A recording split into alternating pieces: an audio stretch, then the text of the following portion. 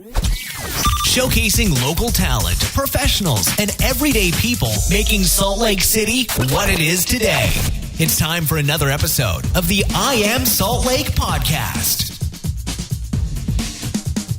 You were in Wisconsin last week, Chrissy. Yep. I had to do the intro and outro of this podcast by myself. I'm sorry. It was hard. You left me hanging. I did. But to be fair, my grandma died. Yeah, well, and I didn't know if you wanted to get into that at the beginning of this episode. Oh, well, it's the thing. I say goodnight, Grammy, every night to her. And now she's not there to hear it. She listened to like every episode of this podcast, too. Yeah.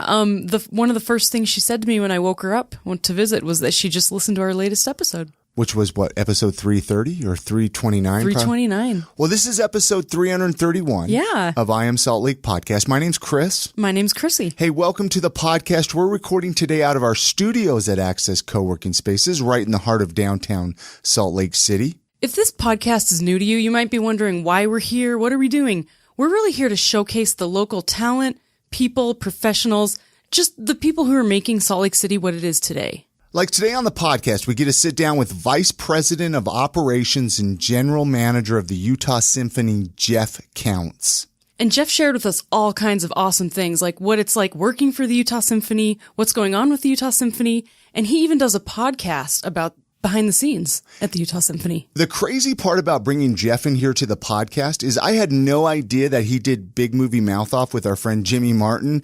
And he also talked about like stuff he did with Geek Show podcast. Yeah. So like when him and I were communicating, I just thought he did stuff with the Utah Symphony, and it just goes to show what a small world Salt Lake City is. But before we jump into the interview to talk to Jeff, let's give some love to our sponsors.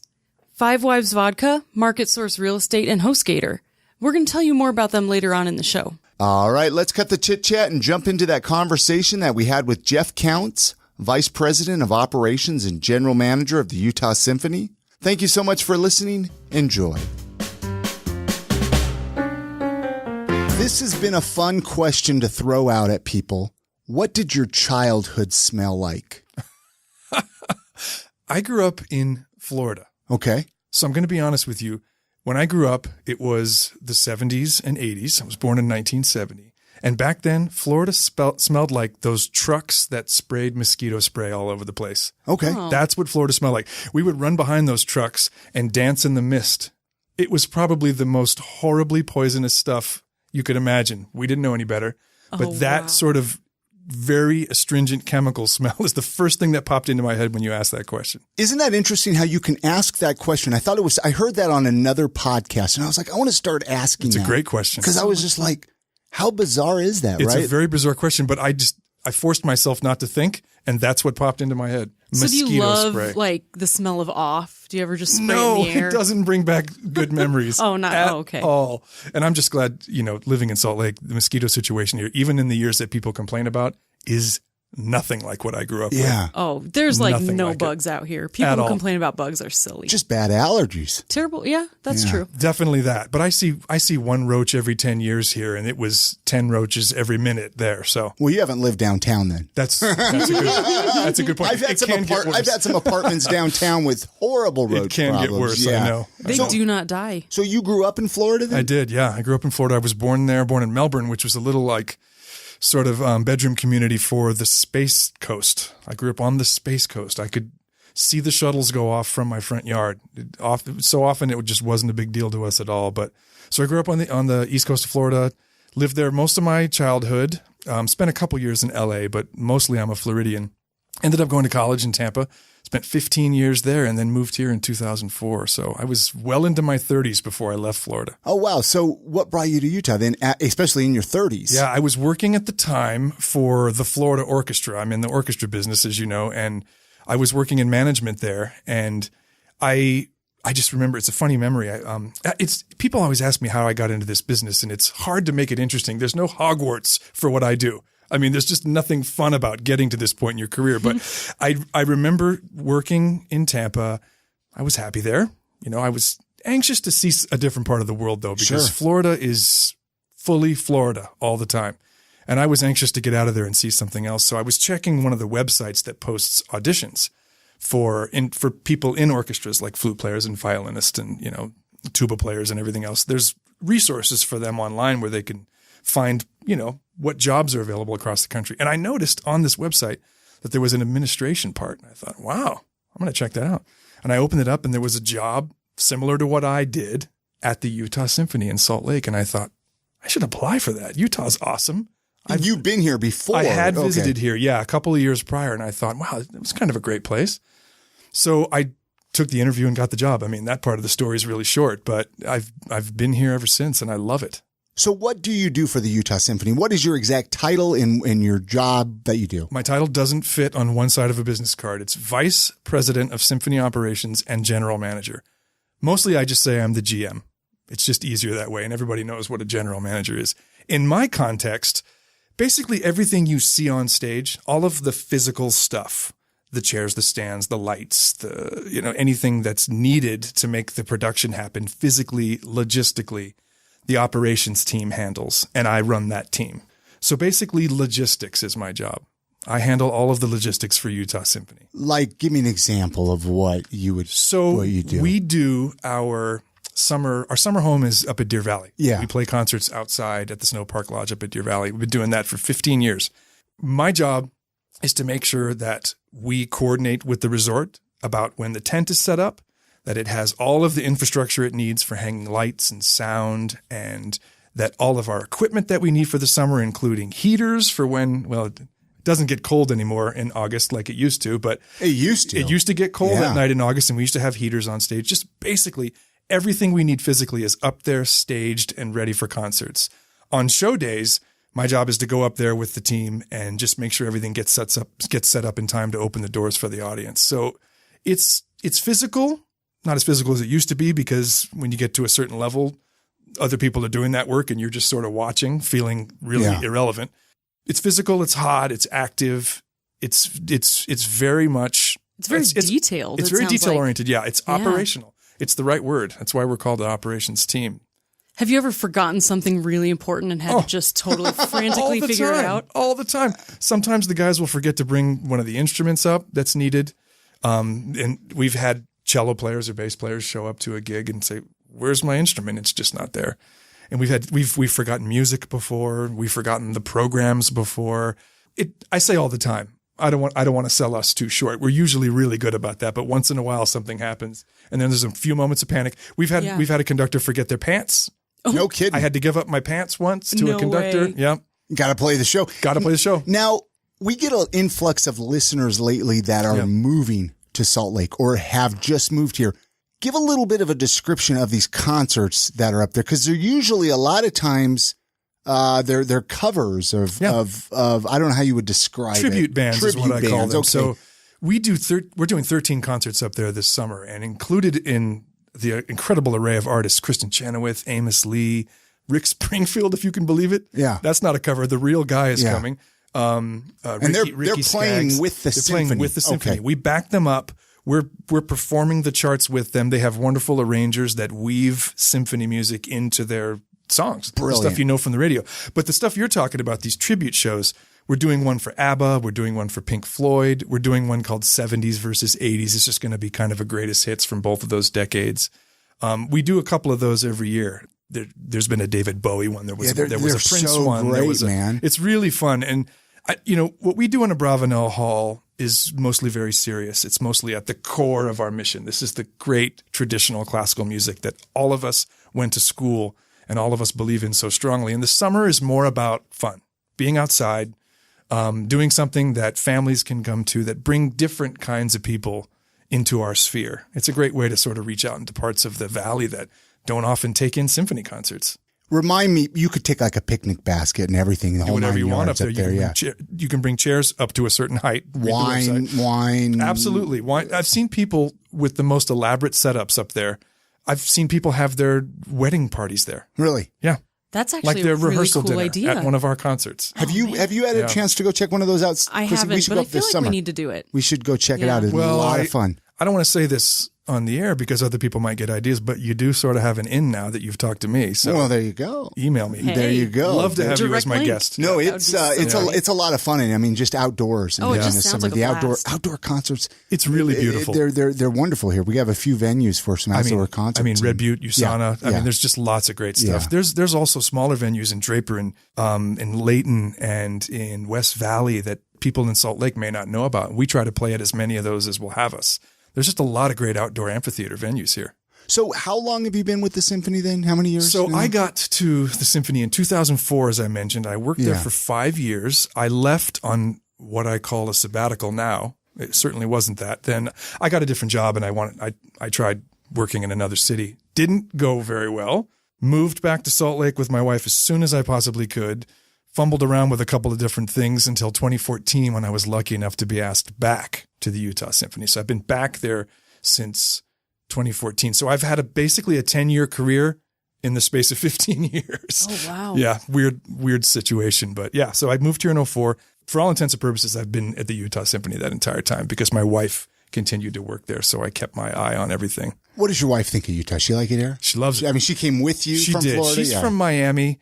She's a big city girl. Yeah. And Salt Lake is about as small as she can really tolerate. She likes big city amenities. But, Salt Lake is growing. And I have to say, this is a great story. We were living in Baltimore at the time when my career was just imploding. And I had moved her twice, for my jobs.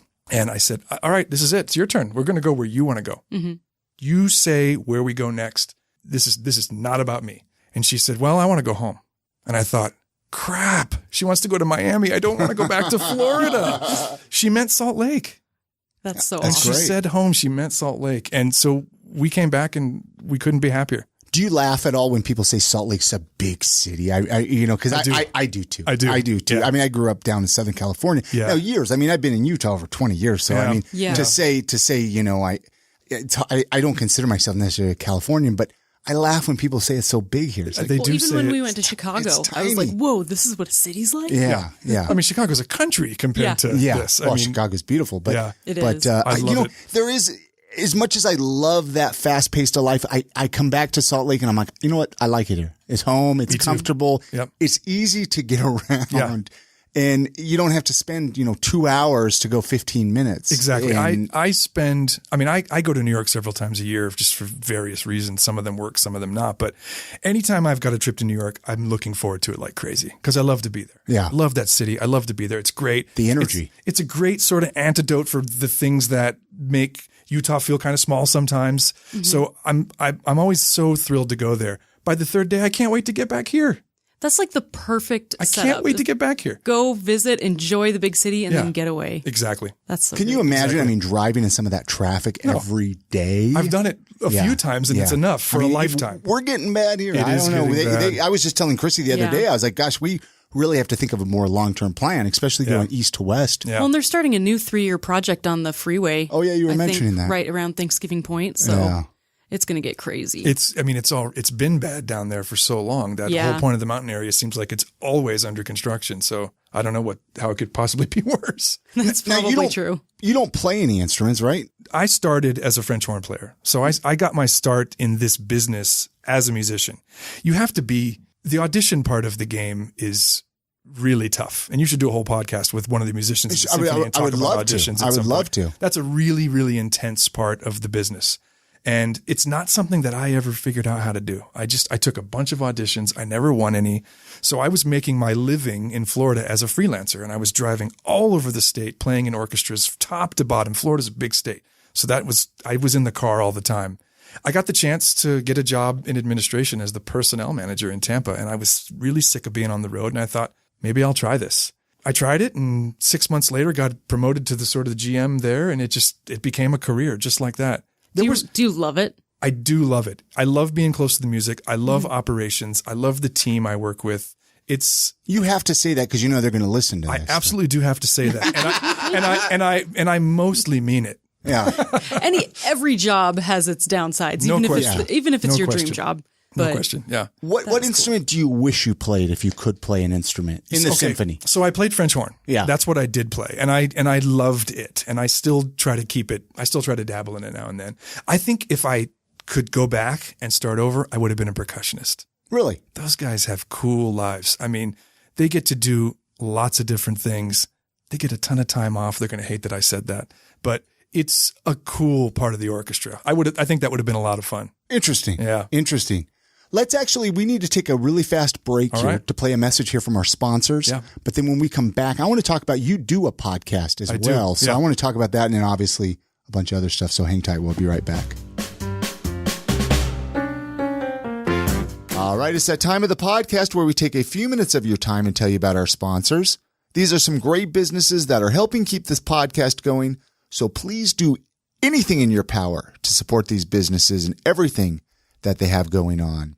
Hey, this episode of the podcast is sponsored by the very awesome, the very amazing Five Wives Vodka. You know, when you're down in a place like Texas, you can get away with drinking Tito's. But if you're here in Salt Lake City, you better be drinking Five Wives Vodka. You can pick up a bottle at the local DABC, or you can ask for it by name at your local bar out and about when you hit up the bars around town. They have actually 3 different flavors, which Chrissy and I are going to tell you a little bit about. I know a lot of people are familiar with the original. That's one of the flavors. And then they have 2 other flavors. So I want to tell you about the original one. This is the one that I fell in love with Five Wives Vodka because it's a really smooth vodka. They actually get it from Utah Mountain Spring Water. It's 100% distilled corn spirit. And what really attracted me is the fact that it's gluten-free. What's really cool to watch here is how they hike these out 5 gallons at a time right there in the Ogden Canyon. So, this is a really awesome process on how they bring this vodka to us. And then they have the Five Wives Sinful, which I want Chrissy to tell us a little bit about. Oh yeah, the Five Wives Sinful is a flavored vodka, and it's flavored like a delicious cinnamon roll. It's not like a cinnamon candy sugary, and it doesn't leave your mouth with an aftertaste, and it only has 76 calories per ounce. Then they have the Five Wives Heavenly, which is a flavored vodka as well with a delicious vanilla taste. Heavenly's rich, buttery vanilla flavor comes through without coating your taste buds with all that sugar, which is going to result in more vanilla and less calories.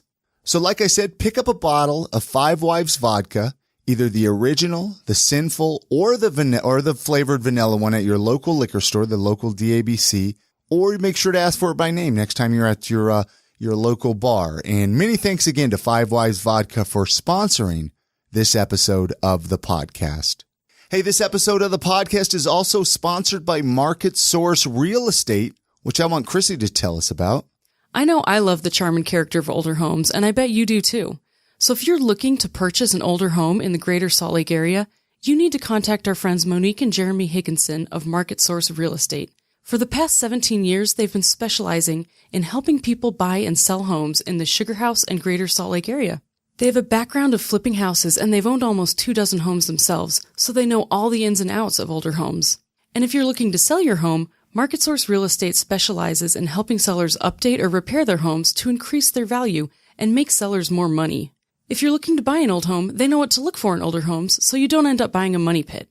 You can find their info at thinksaltlakecity.com today or call 801-810-6773. This episode of the podcast is sponsored by HostGator. You know, every small business, you guys need a website out there. So often I hear, I don't need a website. I'm on social media. I'm on Facebook.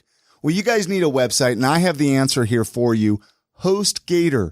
IamSaltLake.com. We've actually been hosting our website on HostGator for almost 6 years now, and the reason we went with them is because they're one of the world's most popular web hosting companies, and that's for a reason. It's because they offer guaranteed 99.9% uptime.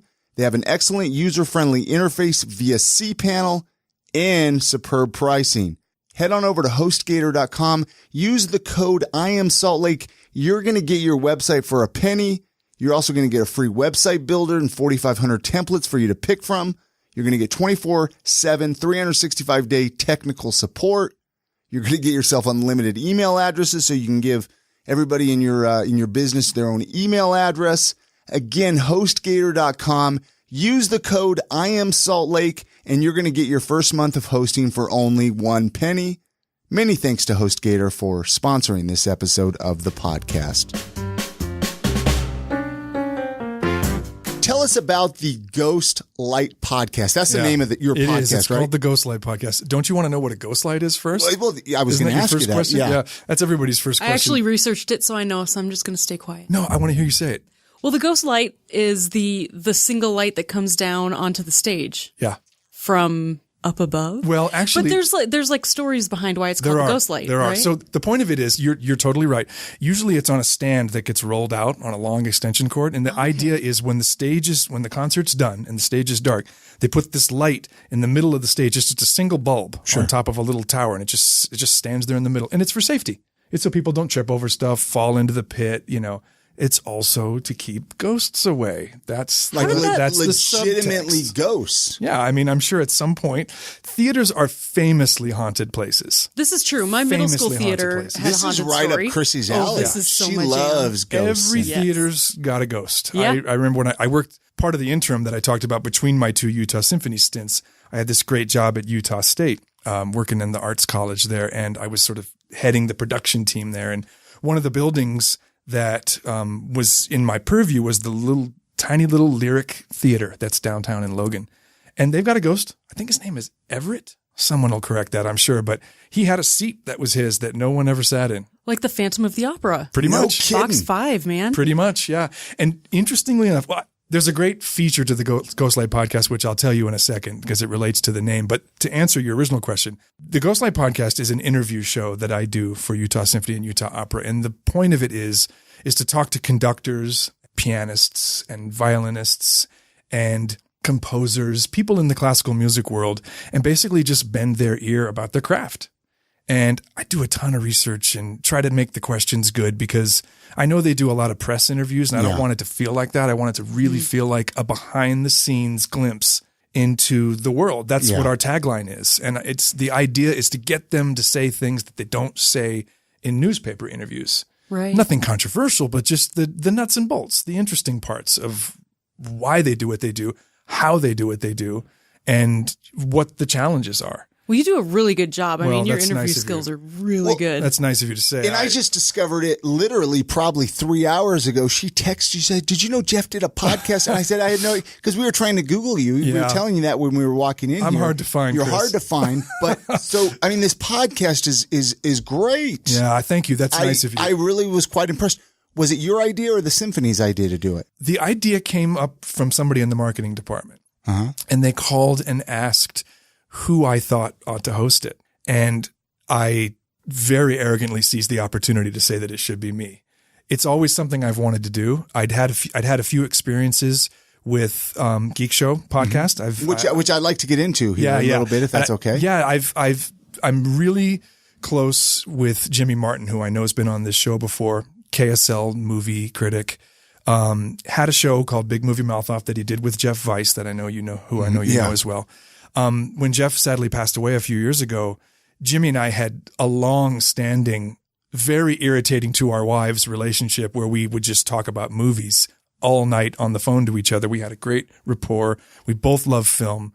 He professionally, me as just an amateur, But would you sort of say you're on the enthusiast. same level as him? I would never say Okay, I was that. going to say. He's I mean, trained. He's yeah, trained. I was going to say. I come to it from the amateur enthusiasm. But he said, he wanted to have a bunch of guest co-hosts on the show with him, and he wanted to include me in that mix. And we did a couple shows together. It really locked. And here we are almost 4 years later and, 3.5 years later, something like that. And we're still doing this together. And I've since become accredited as a film critic, and we do this show together. And it's just been one of the great thrills of my life. And through that, I got to know the Geek Show guys because Jimmy's a regular panelist on the Geek Show.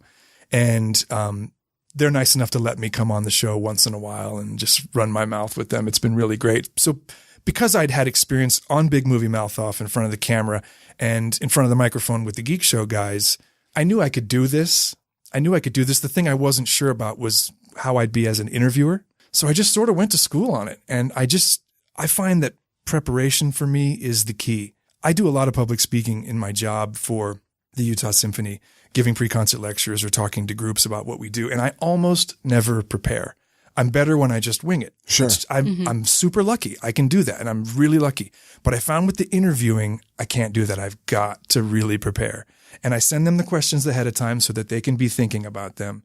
And obviously we veer off of that. I'm sure you think of questions ahead of time too, but you probably go off script every interview. And I've wondered because we jot some questions down here, but I've wondered how different the interviews would be if I was to send them, because I know that's a common practice in podcasting. We've actually had this conversation a lot. Yeah. How have you come down on the not sending side? I guess it's just my personal thing of just being like, well, I guess I've always felt like the conversation could be more organic without you knowing the questions. However, there are some questions that I'm like, I ask these every episode. Why not give those out and they can prepare it? Because I think about even when I'm on a podcast, I mean, you're nervous, you're sweating, you're anxious. Sure.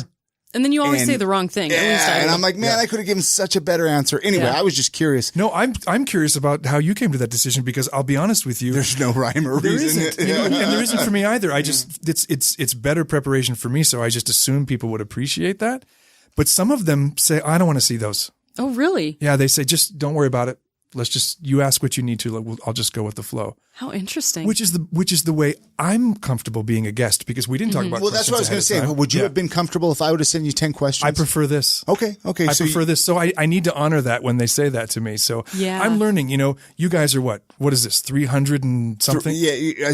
I'll be 6 years this summer. Yeah. We'll be doing the podcast, 330 some. Probably, I'm only in my second season, 40 episodes. Yeah. I mean, I've got a lot to learn still. Well, and I mean, go back to the early episodes of this. I didn't know anything. I mean, even how to do interviews. Yeah. I'm still not. I mean, whatever. I've learned. I remember I was talking to a friend that does a podcast, and he says the way he likes to do an interview, he likes to find out about the person he brought on the show along with his audience. Yeah. Mm-hmm. I said, I like that. I think that's what I mean? Because that's kind of how I like it too. He says sometimes if you find out too much about them, then you might get a little too over the audience's head, right? Yep. Like even how I found out, I didn't know you did Big Movie Mouth Off with Jimmy, right? We were talking about that before we started recording with Geek Show, and I'm like, oh my gosh, and now that's cool. So now you learned it in real time, and there's some value to that. And that's, I've had people compliment this podcast and saying it's like listening to some friends talking at a bar. I would say the same from the episodes I've listened to. Absolutely. Sometimes every person we bring on is so different. Yeah. So it's hard to say that they're all going to turn out the same. Right. But that's what, to me, is awesome about it. I got some amazing advice from one of my guests. I won't name the person in case they don't want this advice to be known, but it was a person that had a social media presence, and they do a lot of interviewing themselves. And I said, you've been doing this longer than me. You have any thoughts? And on the show, they were like, oh, great job. It's really fun to be here. You make it really easy. I mean, really, really, really flattering. After we got off the show, that person said to me, I do have one thing to say to you, and it's not you that I'm saying it to. It's just something I say to everybody. Sometimes when I'm taking interviews, I can see that the person has the next question in the tube. The torpedo is in the tube, and they're just waiting for me to finish talking. It doesn't matter what I'm saying. They're just waiting to ask that next question, and they will go to extraordinary lengths to try to link what I say to get them to that place, rather than just react to what I'm saying. Yeah. And while they were saying this to me, I was thinking, I've seen that happen too. That's really great advice. I'm going to take that to heart. And what I'm thinking is, oh crap, I do that. Yeah. I do that. So that was a real learning moment for me. A lot of people do that. Like, I just cut you off. A lot of people do that in everyday conversation too. Yeah. Like they're just waiting for everyone else to stop talking so they can say their get thing. their 2 cents. And that's really, I think that's really like a good communication thing that we should all learn in general to do. Absolutely. Is just listen to people, react to what they're saying. Yep. It's hard though. They didn't say it to me, but the lesson I took away was no question that I thought of ahead of time is as interesting as reacting to what this person is saying to me right now. Yeah. And I usually have 5 or 6 questions because I try to keep the show to about 20 minutes.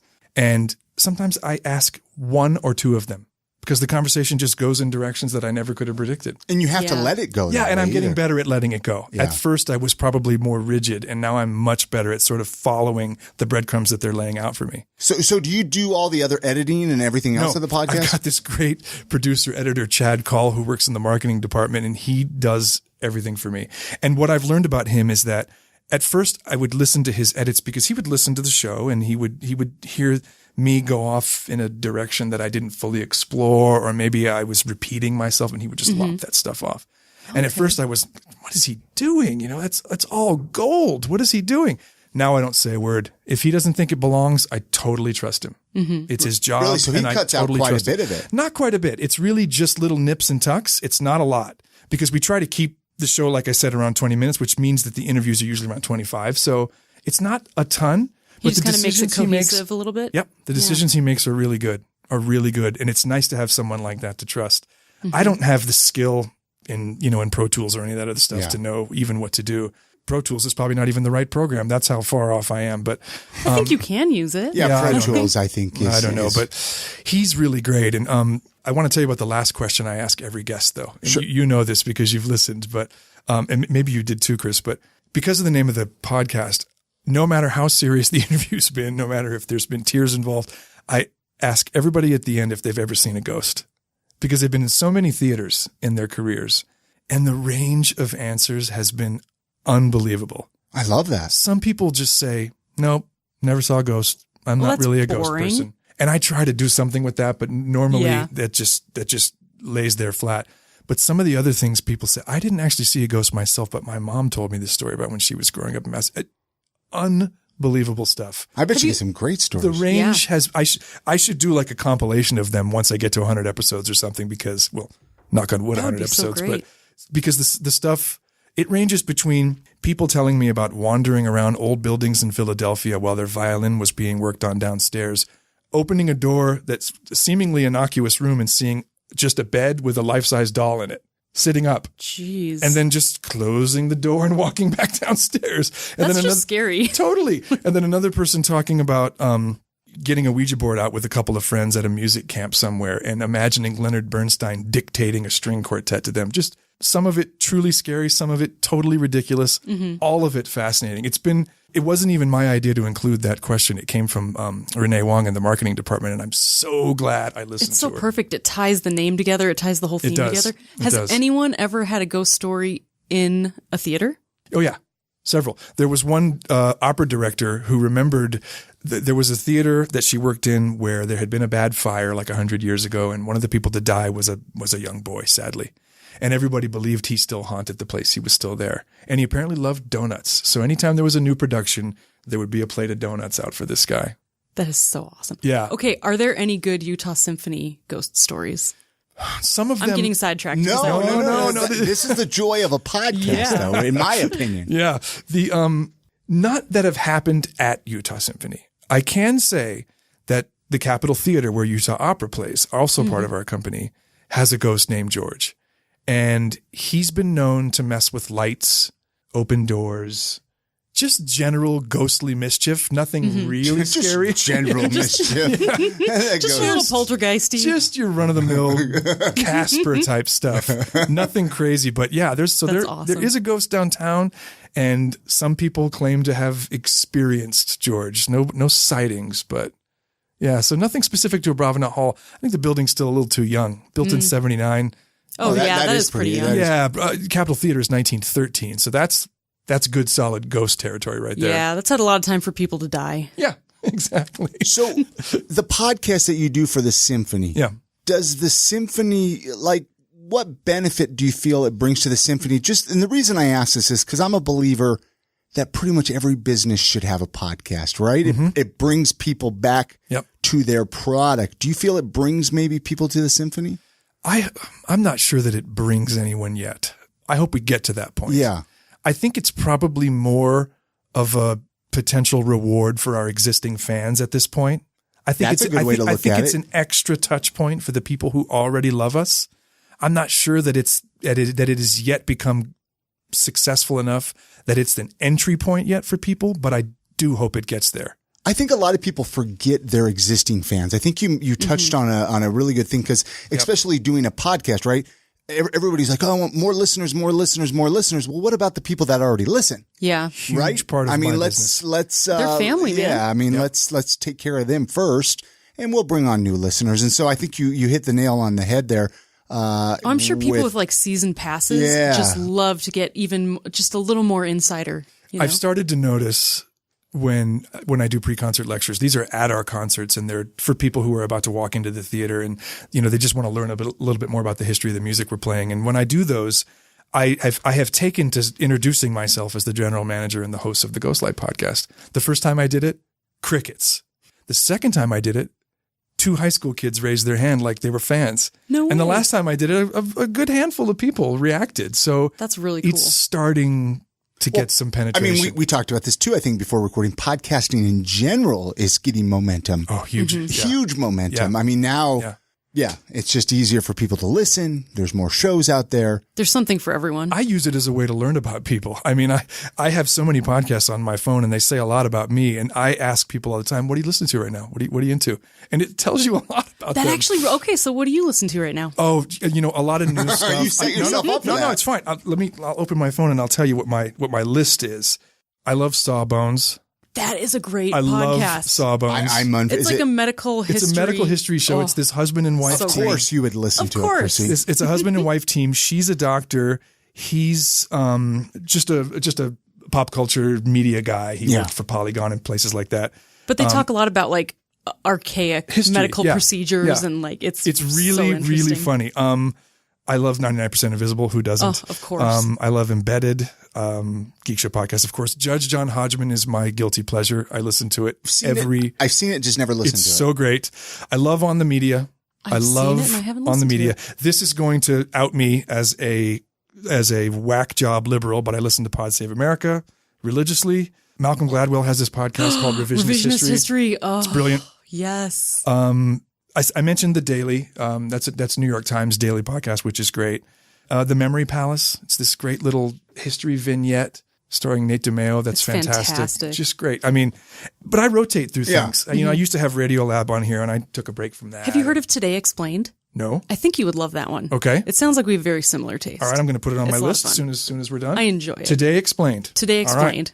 Yeah. So now you know everything about me, Chris. Well, I want to talk a little bit more about Big Movie Math Off. We kind of skimmed over it. So are you a regular on that then Jimmy now? and I do that together. Yeah, I'm the regular co-host. Okay, because I haven't kept up with that very well. I know I've seen a video here and there. Yeah. And I know, Shannon's set in there. I think Kat even has. Yep. There's still occasional people other than me, but I'm the regular co-host. I do probably 90% of the shows now. What do you like about that? What do you like the most? Talking about movies with my friend Jimmy. It's the same thing we used to do on the phone, and our wives would just say, shut up already. You've been talking for 2 hours. Now we do it in front of the camera, and hopefully people enjoy it. I mean, we both love film. We're both geeks, but it's not just about geek movies. It's about film, the craft of it. And we love to talk about it, and we love to hate movies. We love to argue about movies. We love to agree about movies. It's just an opportunity to do this thing with my great friend that I've been doing for years, but to do it in a sort of semi-professional way. It's great. It's probably a super great creative outlet to kind of go do something different and recharge your batteries go back into your day job. You are hitting on the next thing I would have said if I'd thought about it, because that's always existing in my subconscious, but I need this show so much to recharge my batteries. It's exactly the way I would have put it. It's like cross-training. If you're a swimmer, you can't just swim.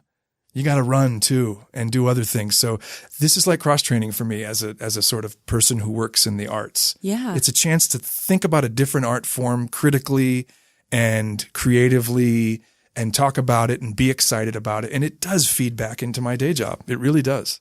How many movies do you think you see like a week or a month? What would be a good average? I'm just curious. Do you watch as many as Jimmy? I know Jimmy just watches. Not quite. No. Movies. I don't watch as many as Jimmy. Definitely not. I watch at least 2 a week, some weeks more. We review probably 75 movies a year on the show, and we don't review everything we see. I should count it up. So do you go a lot of the screenings? A lot of yes, I do. Yeah, I do. Since I've become accredited, I actually can get in there on my own dime. I don't have to be Jimmy's guest anymore, which is great because then we can divide and conquer when we need to. But it's funny. I fly a lot for work. I'm on planes a lot, and I find that when I'm on a flight, I've seen all the movies. Oh, that's kind of a bummer. It is a bummer. So I end up watching Goonies again or something like that. Which who would complain about Nobody Goonies, would complain right? about that. Filmed in Utah. The best movie recently that you've seen? I would have to say it's a movie that came out at Sundance, and it's now out in limited theaters. I think you can catch it at either the Broadway or the Tower. I'm not sure. It's called You Were Never Really Here. Joaquin Phoenix plays... I like Joaquin Phoenix, yeah. Joaquin Phoenix plays he's an ex-military guy whose job is rescuing girls from terrible situations, like, slavery and sex trade and stuff like that. His job is to go in there and rescue them. People hire him, and he basically says, if she's there, I'll get her. And he does. And it's incredibly, incredibly brutal. Not gory violence. It's very stylized, but he doesn't use a gun. He uses a hammer, if that tells you what you need to know. Wow. It's a great acting performance, a wonderful film. It's one of the best movies of the year so far. Huh. I'll just check it out. You got to check it out. That being said, I know this comes from the geek side of the culture, but Black Panther, unbelievable.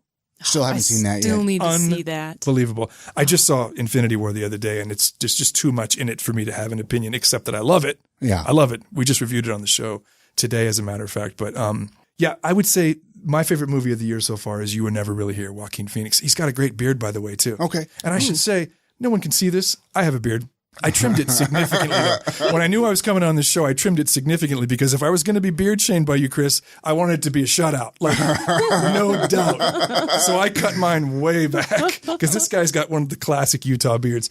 Tony Eccles could give you a run for your money, though. Yeah, is his beard getting pretty long? It's pretty long. Yeah. And red as a Viking, too.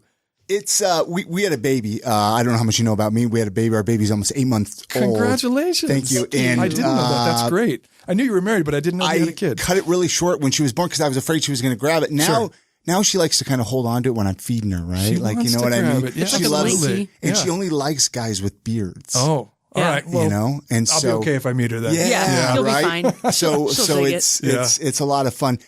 As we kind of shift gears here, I want to shift gears. I want to find just a little bit about you, Jeff. I always like to find out a little bit more. Obviously what you do. We talked about the symphony. Yeah. What are some of your other hobbies and interests besides movies, besides the symphony? Do you have any other hobbies and interests, or does that keep you pretty busy? No, it does. But I mentioned you before, I'm a gamer. I love that. I love gaming. I do as much of that as I can. But I'd say my principal hobby, other than going to movies and doing my job, is reading. Really? I'm a big reader. I read probably 30, 40 books a year. I'm constantly reading. People wonder how I have time. I stay up really late. I stay up late reading. It's just my thing. I love literature, love to read. Now, real books, because reading is so... Always real books. Okay. Because audio or digital. There's so many ways now. If I read Infinite Jest and it's 1,400 pages and I'm at page 1,200, I want to feel 1,200 pages in my left hand as I'm holding that book in my lap. And smell it. Oh, yes. I want to smell feel books. As much as I love audiobooks, I love the smell of books. Yeah. Do you listen to audiobooks at all? Not really. Never. No. Have you? I have. Okay, I definitely have. Yeah. I definitely have. I don't do it much anymore because just the thrill of holding a book and reading is just still too potent for me. It's a major and that's part of my life. a rare hobby. I have nowadays. Huge library at home. I collect first editions of books that I really love. They aren't necessarily expensive books or books that anybody else cares about. But if it's a book I really love, I go try to find a first edition hardcover. That's what makes it amazing. Yeah. Is that it means something to What you. kind of books do you like to read? Like fantasy or I do read a lot of sci-fi. I don't read much stuff. Okay. I do read a lot of sci-fi, and particularly I just love what's happening in sci-fi right now. There's so many women writers in sci-fi right now. They are just breaking that old boys club apart, and it's great because a lot of what they're doing is amazing. And that was a heavily male-dominated field for a long time. Yeah. I mean, there were people like Ursula Le Guin who were making it work and Margaret Atwood, but now there's just a lot of women doing amazing stuff in sci-fi, which I'm enjoying. I'm reading a ton of that. But I also love postmodern literature, like the dense, heavy, weird stuff. I love all that. Is there a book that really, when you think of the book that had the most impact on you, that pops in your head? Probably Infinite Jest, the book I mentioned earlier, which is by David Foster Wallace. And any person out there who has a single pretentious bone in their body will know the book I'm talking about because it's one of those books you talk about at the coffee shop. And if you've read it, you brag about it. And I'm doing that right now, and I apologize. But that book had a huge impact on me because it showed me that I've dabbled in being a writer my whole life, and I still do it as much as I can. That book showed me how little I knew about what was possible with the English language still. And it was written in 96. I mean, it's not like it's either that fresh or that old. It was just a revelation to read that book. And like I said, 1,400 pages and just certainly an Olympic feat to get through it and to stick with it. But it made a huge impression on me just in terms of craft. Yeah. Just in terms of like pure high octane creativity that man So do had. you write then I do, also? yeah, Have I you do. actually written a book or a story? I have written a lot of stories. Uh-huh. My life is busy enough that I've not been able to tackle the novel as a concept. Yeah. That being said, I've recently been trying, and I'm nowhere near at a place that I could even dream of it ever being finished, but I'm dabbling, So do you write like columns or I do write a lot. articles? I do or- write a lot for the symphony. I write articles for all of the operas. Okay. I used to write program notes for the symphony before I came back, but since I came back and had the full-time day job, program note writing takes a lot of time. I couldn't Sure. devote myself to it. But I write program notes for other orchestras around the country. I love doing that. Like I said, write articles for the opera. I've been doing that since 2010 or something like that. Okay. So I do get to sort of flex those muscles at work a little bit, which is great. Because I don't have a print outlet for the movie reviews. I wish I did. Yeah. I'd love to be able to write about movies. Time to blog. I know. I need to think of something. Because you have so much free time to add that on. Exactly. The other thing about me that you got to know, my obsession right now, everybody needs to have a physical obsession. Sure. You live in Utah. It's a physical place. Everyone's got Yes. their thing. Mine is tennis. I'm Really? just obsessed with tennis. How recent is this obsession? Past 4 or 5 years, Okay, probably. Yeah. okay. Obsessed. I got 2 new rackets in the mail today, and I couldn't wait to get home. I left work early to go home and open those rackets because I had to do a thing on KSL and then come here, and I didn't want to wait till 8:30 to see my new rackets. Oh, that is so cute. And my hero is Roger Federer, and who has heroes that are 10 years younger than them? It makes no sense, but I'm obsessed. I love it. Yeah. What is the most memorable concert or sporting event that you've been to? I saw Mark McGuire hit a 540-foot home run off of Randy Johnson once. Where was that at? That was in Seattle. Okay. Randy was in Seattle at the old Kingdom, not the new place. This was in the late 90s. And Randy struck out 19 people in that game. This was in the middle. At the end of the game, he had struck out 19 people. So this game was about strikeouts. And he had 2 strikes on Mark. And when he hit that ball, the place was screaming for the strikeout. And when he hit the ball, dead silence. Because it was something so superhuman.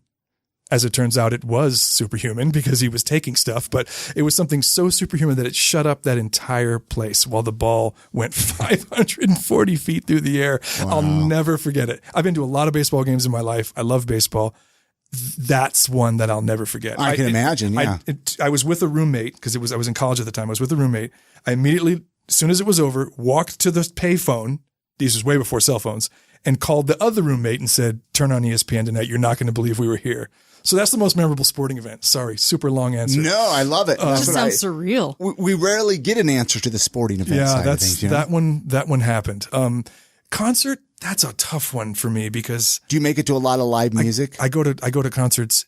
Do you mean symphony concerts or Whatever. Oh. Whatever, man. Music, live music. symphony concerts? It would be too hard for me to say, but I do have to say the recent non-symphony concert that made a big impact on me was I got to see one of my favorite bands, Minus the Bear, here in Salt Lake. Oh, the band Minus the Bear. The band They're Minus the great. Bear. Oh, I was like, what band has They're a bear from. in it? Wow. I'm not I familiar. love that band. I love math rock and I love what they do. And I got to see them in at the place called The Venue. Yeah, yeah.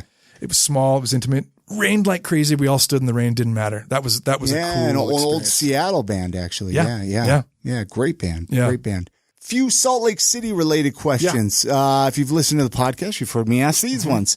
If someone was visiting Salt Lake City this upcoming weekend, what would Jeff tell them to do or check out? I always tell people to go to Antelope Island Okay. because you can go to Antelope Island, go up in Buffalo Point and look to the west and not see a single work of man.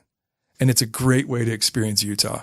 And the drive's kind of cool because you drive along the Wasatch and the causeway is cool and everybody's curious about the Salt Lake anyways. And Sure. they don't really know what it is. They think it's something it isn't. That's Yeah. a very unique place. What would you change about Salt Lake City if you could change one or two things? Air quality, Yeah. traffic, they're related.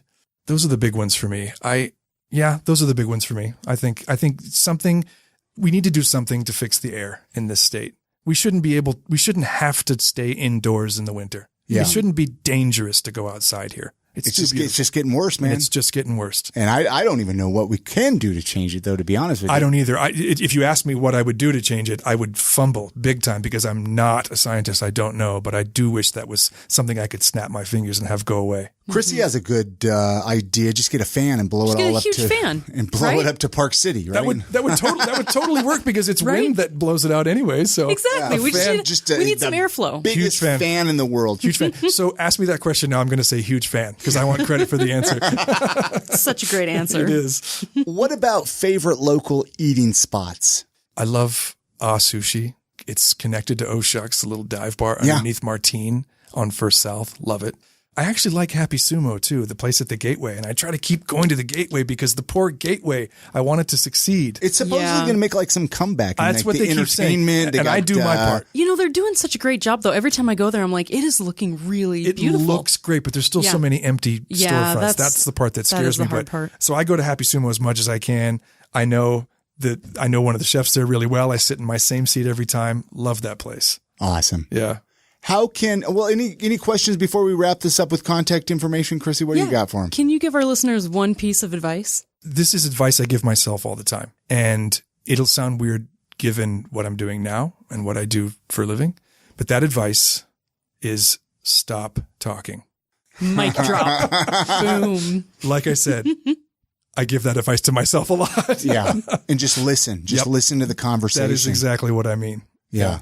Is there a way, like we've mentioned some things, I don't know, any links or anything you want to throw out, how people can find out about the Symphony or any of these projects you're working on? We're working on new websites right now at the Symphony and the Opera, which we're very excited about. But keep checking back, utahsymphony.org, utahopera.org, and deervalleymusicfestival.org. Check them all out. You can see what we're doing. The Ghostlight Podcast, you can find it on utahsymphony.org, but we're also on Stitcher and iTunes, all that stuff. You can get them in all the normal places. But yeah, those are the three websites. And then Big Movie Mouth Off, right? That's YouTube, right? No? On YouTube, yep. Go to our YouTube page. Go to Jimmy's Facebook. There's a Big Movie Mouth Off Facebook page that Jimmy puts all of his junket interviews and all of our stuff on there too. So yeah, definitely check that out as well. Is Big Movie Mouth Off on like Comcast as well? Xfinity is our sponsor. So we're on Channel 6, which is local. We're on here throughout the state of Utah several times a week. We're also on in Denver and New Mexico. Yeah. So the show's got some regional reach. It's great. Awesome. Yeah. I've had a heck of a conversation. Thank you so much, Jeff. Has been great. This is great. Wonderful to meet you both. You too. It's been great getting to know you, man. Yeah. I'm so glad you came on the show. Well, you talked to so many of my friends. I had to meet you guys. It's amazing. We didn't even know. I know. Yeah. No idea. Small Lake City. We good, Chrissy? Anything else? Good. This was just a pleasure. Thanks to both of you. You bet, Jeff. All right. Many thanks again to Jeff Counts for coming on this episode of the podcast.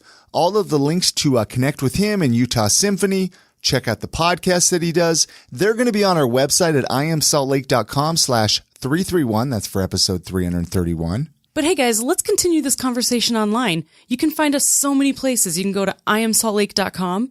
You can join our Facebook group. If you go to iamsaltlake.com/group, it'll take you straight there.